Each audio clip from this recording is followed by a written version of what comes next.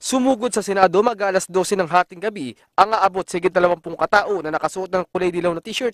Nakasulat sa harap ng damit na mga ito ay Karma de Lima, habang nakalagay naman sa likurang bahagi ay Noy Noy, susunod ka na. Ayon kay Sandra Cam, kinarma na ang senadora dahil sa mga pinagagawa nito noong DOJ Secretary pa siya, gaya ng pagpapakulong kay dating Pangulong Gloria Macapagal-Arroyo na kahit wala pang naisampang kaso ay ikunulong na. Saan? Ikaw, de Lima ngayon. Sabi mo ang yabang-yabang mo. Hindi ka susuot ng brace, hindi ka mag-wheelchair. Susunod ka kung anong sabihin ng korte. Ngayon nagsalita ng korte. Ngayon umarte ka pa, pumunta ka sa bahay nyo, tapos tumakbo ka dito sa Senado para magpaano ka sa Senado, nakakahiya ka na. Hindi din umano dapat bigyan ng special treatment o ikulong sa PNP Custodial Center si De Lima sapagkat hindi basta-basta ang kaso nito dahil sinira nito ang buhay ng maraming kabataan bilang protektor umano ng illegal na droga. Ito, drug trafficking, drug protector. Marami kang sinayang na utak ng kabataan ng ating bayan. So ibang klase. Dapat isama ito sa regular na jail para maramdaman mo, Senator De Lima, na ang droga na ngayon ay you're facing now the charges of drug trafficking and drug protector, ay ito yung menace of our society. May respeto ka bang laye? Wala. Yung kay GMA, ni walang warrant, ni walang watchlist, ni walang hold departure, wala pang kaso. Pero ang ginawa mo, pinilit mo ang gusto mo. Magandang gabi sa ating lahat. Magandang gabi! Finally! Nanalo tayo, isa pa lang! Ay susunod! Hindi po natin titigilan sila. At ang susunod, etong isang siraulong senador, nasabi niya, ipapakulong niya ang ating pinakamamahal na presidente. Senator Trillanes,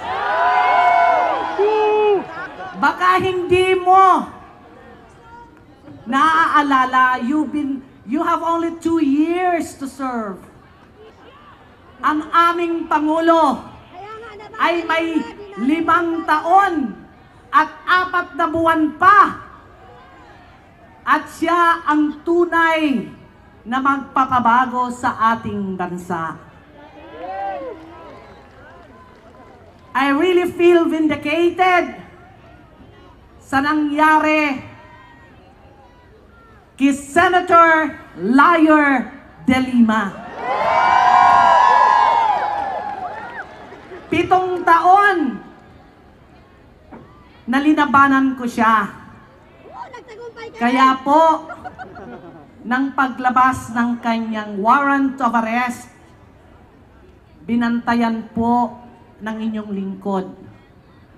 From 10 o'clock in the evening, hanggang umaga, hanggang makarating sa CIDG, ako'y nakabuntot to Muntinlupa RTC. At bumalik po ako ng Campo Crame. I really made sure na nakapasok siya sa custodial. Kaya kayo ba ay masaya na ang tunay na drug protector ng ating bansa ay nakakulong na?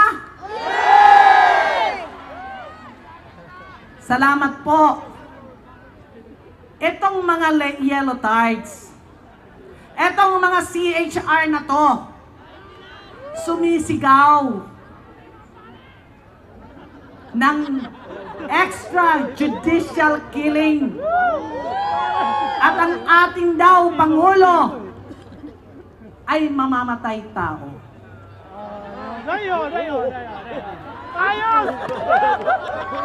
Pero masarap pumatay at mamatay para sa ating bayan, di po ba?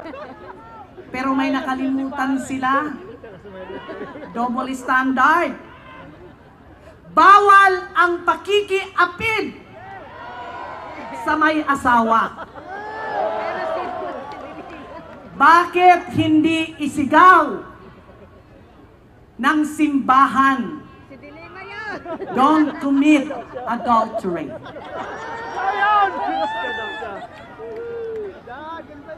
Ako ang unang nag-expose ng illicit affair ni Laila de Lima with her driver, bodyguard, cum lover na si Ronnie Dayan. Noong inopost ko sa Commission on Appointments, etong mga senador, I know that I will lose because it's number games. Wala po tayo ng numero. Kahit totoo lahat ang sinasabi ko, walang makinig dahil ang Senate President that time is walang iba kundi itong bulugan na baboy na drilon. Sigurado sa Lunes, fa-filean ako ng libel. I don't care.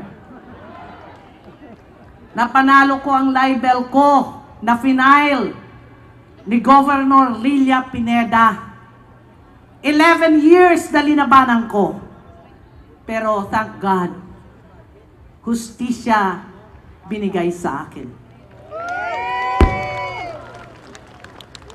Sinasabi ng mga yellow tags na to, etong mga elitista na to, ng ating Pangulo ay dapat matanggal dahil mamamatay tao.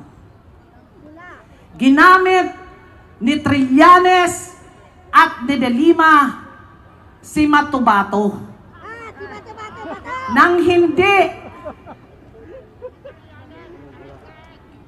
nakita natin, hindi na mayagpag si Matubato dahil mismo itong si Las Cañas ang nagsabi. And remember, it was Senator Liar de Lima and Trillanes who invited SPO3 Las Cañas. Pagdating sa Senado noong October 2016, right then and there, sinabi niya na sinungaling si Matubato, hindi totoo ang Davao Death Squad. But after October, November, December, January, February, after 5 months, bumalik at gustong i-retract ang sinabi niya noong October 2016. At ngayon, kumakanta ng ibang tono. Alam po namin na malaki ang ibinayad ng mga dilawan na to to the extent na kausapin ang 8 high-profile inmates na nagtetestigo tungkol sa drug trade sa loob ng Bilibid. Dahil sa araw na ito, ang plano nilang patumbahin ang Duterte administration. Kayo ba ay papayag? 6 na taon si Pinoy. 6 na taon ang kanyang nanay na nagsilbi sa ating bansa. May nagawa ba sila? Wala! Na discovery ba nila na grabe na ang drug addiction dito sa ating bansa? Hindi. Dahil mismo ang Secretary of Justice that time, is the drug protector of the big-time drug lords inside the Bilibid. Sinabi niya, kaya galit na galit yan sa akin. At if you remember, ewan ko kung sino ang nakapanood sa inyo dito, na pinipilit niya si Chief PNP Bato. Pangalanan kung sino yung personality na kasama ng mga police officers natin para kunin si Kerwin Espinosa. So nang pinangalanan ako ni Chief PNP, immediately I stood up. And when she saw me, sabi niya, nagsisigaw na siya doon. Lumabas ng pagka-bipolar niya. Let her sit down! Let her sit down! Ang ginawa ko po, kinawayan ko siya, at nagsabi ako ng be.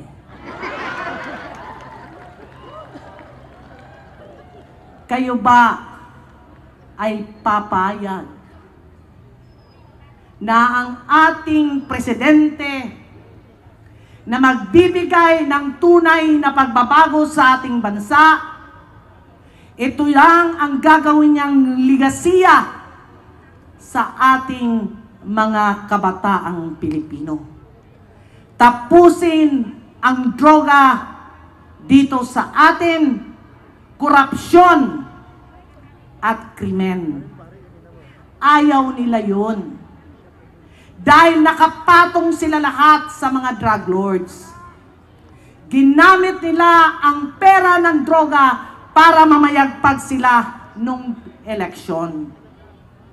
Kaya ako nakikiusap sa inyo, mahal kong mga kababayan ngayon, pagdasal po natin ng taimtim ang ating pinakamamahal na Pangulo ng Bansa, President Rodrigo Roa Duterte. Salamat po at magandang gabi sa inyong lahat. Mabuhay ang Pilipinas! Mabuhay si Duterte! Mabuhay! Mabuhay!